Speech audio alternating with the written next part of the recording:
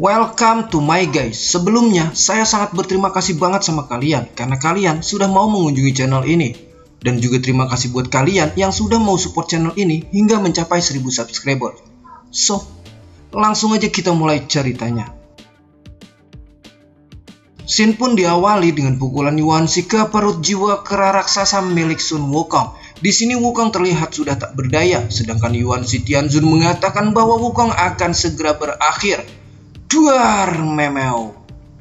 Wukong mengatakan apakah ini kemampuan Yuanxi Tianzun yang sesungguhnya, karena Wukong tak pernah menyangka akan seperti ini. Ketika Wukong dipukul, Wukong langsung merasakan kesakitan, frustasi, putus asa, dan sebagainya. Bahkan, Wukong tidak bisa membangkitkan kekuatannya untuk melawan energi kegelapan dari Yuanxi. Yuanxi juga tak menyangka karena sudah tertarik oleh seekor kera seperti Wukong, dan pukulan Wukong pun sudah berhasil melukai Yuanxi. Wukong telah membuat Yuanxi sangat marah. Yuanxi juga menyuruh Wukong untuk mengeluarkan seluruh kekuatannya.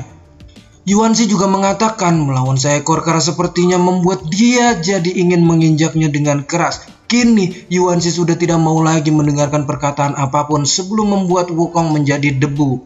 Dan Yuanxi pun langsung menyerang Wukong karena kemarahannya saat ini sudah tidak bisa dipadamkan lagi. Wukong pun di sini mengatakan bahwa dia tidak pernah takut dengan siapapun, dan Wukong langsung bersiap menerima serangan Yuanxi. Sambil menyerang, Yuanxi berteriak akan membuat Sun Wukong menjadi debu dan membuat Wukong berlutut di hadapannya. Tapi tiba-tiba datanglah adik kerbau yang menahan serangan Yuanxi. Wukong dan Yuanxi pun terkejut melihat kedatangan adik kerbau. Adik kerbau mengatakan bahwa dia tidak tahu kedatangannya dan tidak mau tahu dari mana asalnya. Tapi jika tak mau menjauh, harus melewati adik kerbau terlebih dahulu. Dan adik kerbau pun langsung memanggil jiwa bantengnya untuk menghajar Yuanxi. Tandukan banteng liar. Bam! Yuanxi pun terpental. Yuanxi juga mengatakan bahwa tandukan itu sangat bertenaga.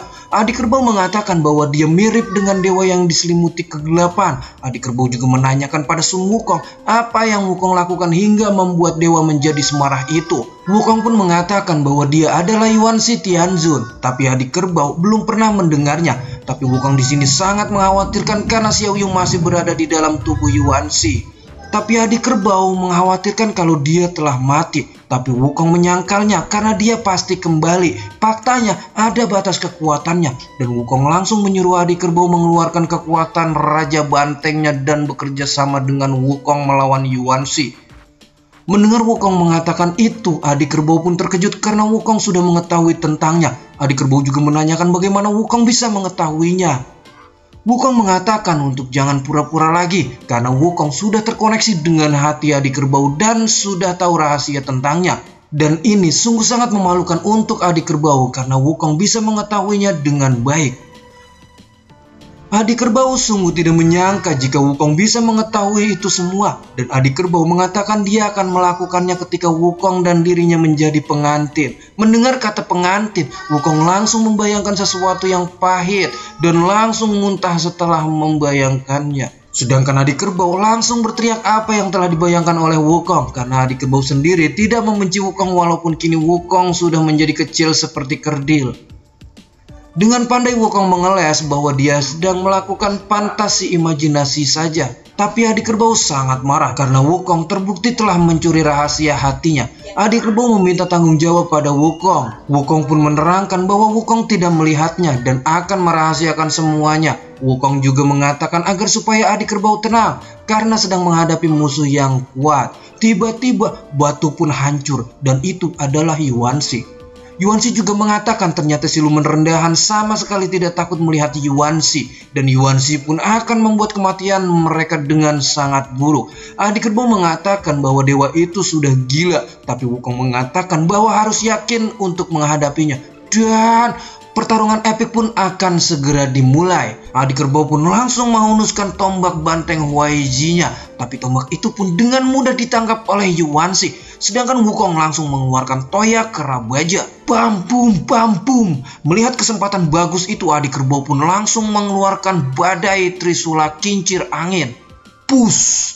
Yuanxi pun langsung terpental dengan sangat dahsyat. Yuanxi mengatakan bahwa Raja Kera dan Raja Kerbau bukanlah apa-apa jika berada di hadapannya. Dan Yuan-shi langsung mengeluarkan jarum neraka. Wukong dan adik kerbau pun langsung terkejut karena saking dahsyatnya aura dari jarum itu. Wukong pun berteriak agar adik kerbau berhati-hati karena jika terkena jarum penderitaan itu bisa meledak di tubuh. Benar saja, jarum itu pun mengenai Wukong dan adik kerbau dan pum. Mereka berdua pun terpentang hingga membuat hujan darah dari tubuhnya. Baru saja berpikir apa yang terjadi pada dirinya, adik kerbau pun langsung dihampiri oleh Yuan-shi. Yuan-shi langsung mengeluarkan tapak penghancur dan pum, astaga, benyek dah itu buah dada yang mengkel banget anjir. Bukan hanya terluka buah dadanya saja, tulang pun langsung retak menerima serangan dari Yuan-shi. Bam, tanah pun hancur karena saking kerasnya dihantam oleh adik kerbau. Wukong sangat marah pada Yuan-shi. Wukong pun mengatakan, Yuan-shi, lawanlah aku jika kau punya titip. Dan pum, Wukong pun langsung melepaskan toya emasnya ke arah Yuan-shi. Serangan Wukong sama sekali tidak membuat Yuan-shi gemetar. Wukong pun terkejut karena toya emasnya retak seperti batu. Yuan-shi mengatakan bahwa Raja Kera akan berakhir di sini. Toya emas Wukong telah hancur dan Yuan-shi langsung menjepit Wukong dengan kedua tangannya. Tapi Wukong berusaha untuk menahannya. Wukong juga mengatakan jika hanya seperti ini tidak akan bisa membunuh Raja Kera. Yuan-shi mengatakan bahwa Wukong sudah tidak bisa kabur lagi karena tubuh magic apapun pasti akan mati dan membatu.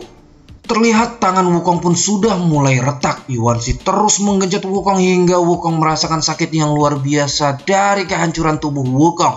Perlahan akan runtuh dan meledak dari dalam. Dan seketika terlihatlah Xiaoyu dari tubuh Yuan-shi yang memberikan support untuk bangkit. Xiaoyu mengatakan bahwa Yuan-shi telah menyegel Xiaoyu di dalam tubuhnya. Dia menyerapnya hingga semakin kuat. Xiaoyu juga mengatakan bahwa dia tidak bisa melakukan apa-apa untuk Wukong. Tapi Xiaoyu bisa melihat jauh di dalam diri Wukong bahwa Wukong setelah melalui ujian langit dan bumi itu berkat konsisten Wukong selama ini. Dan Xiaoyu hanya ingin mengingatkan Wukong agar jangan pernah menyerah dan sampai bertemu di lain waktu. Oke. Tolong sampai bertemunya di lain waktu ini kita bahas dulu ya. Kita tahu kan kalau Xiaoyu bisa melihat ke masa depan. Berarti Xiaoyu yakin bahwa hari ini dia akan kehilangan Wukong. Tapi dia akan bertemu lagi. Tapi Mimin masih kurang tahu ya. Mungkin aja ketemu setelah Wukong reinkarnasi lagi ntar. Next. Dengan senyuman jahatnya Yuan-shi mengatakan kematian yang sangat menyedihkan. Wukong, kau akan segera mendapatkan kedamaian. Yuan-shi sungguh senang melihat kematian Wukong yang sedikit demi sedikit telah hancur. Yuan-shi lah yang akan membunuh Raja Kera. Sekilas Wukong mengingat guru dan adik-adik seperjuangannya. Dan krak, Wukong pun hancur. Dan si Shinji chapter 94 di sini pun bersambung. Dan buat kalian yang masih penasaran dengan kelanjutan alur cerita si Shinji chapter ini, pantengin terus channel cerita saya. Jangan lupa buat pencet tombol subscribe dan aktifin loncengnya biar kalian gak ketinggalan keseruan dari cerita saya. Dan jangan lupa juga untuk tinggalkan like, karena dengan like kalian, Mimin cerita saya akan lebih bersemangat menghadirkan tentang video si Shinji chapter ini. Mimin di sini pamit dan bye-bye.